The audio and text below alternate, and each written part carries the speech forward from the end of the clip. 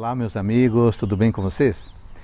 Neste capítulo de hoje encontramos o relato do reino de Acás, proveniente da dinastia de Davi. Em termos religiosos, foi um dos piores reis de Judá, imitando os reis da época na idolatria.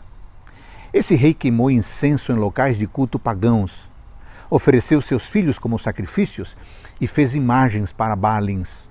Além disso, preferiu buscar ajuda da Assíria em vez de pedir-la a Deus. Por esses motivos, Deus o entregou a outros reis. O rei Acás reinou 16 anos sobre Jerusalém, fazendo tudo contrário à vontade de Deus.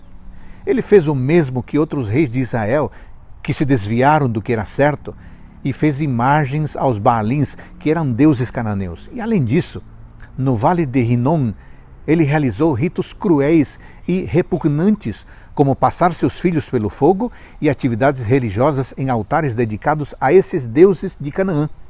Em suma, ele fez o que desagradava a Deus, adorando outros deuses e não fazendo o que era certo perante o Senhor. Deus entregou Judá ao rei dos sírios, que levaram vários prisioneiros a Damasco, sua capital. E além disso, Peca, que foi rei de Israel, matou uma grande população do reino de Judá e levou muitos cativos para Samaria. No entanto, Obed, um profeta de Deus, comunicou a Israel que ele havia cruzado a linha agindo impiedosamente com Judá e que eles tinham que libertar os cativos que haviam feito. Eles escutaram o profeta, devolvendo a liberdade aos cativos e lhe providenciaram o necessário para o retorno a Judá. O que podemos ver é que, embora estivesse triste com Judá, Deus ainda teve muita misericórdia deles. No entanto, Acás continuou praticando pecados contra Deus de uma maneira repugnante.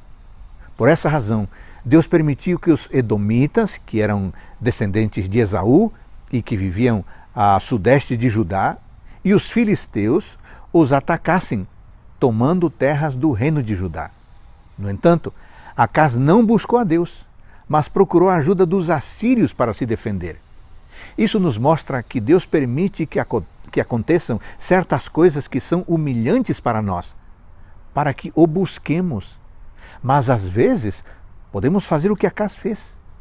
Em vez de nos arrependermos, buscamos ajuda e colocamos nossa fé em outros e não em Deus.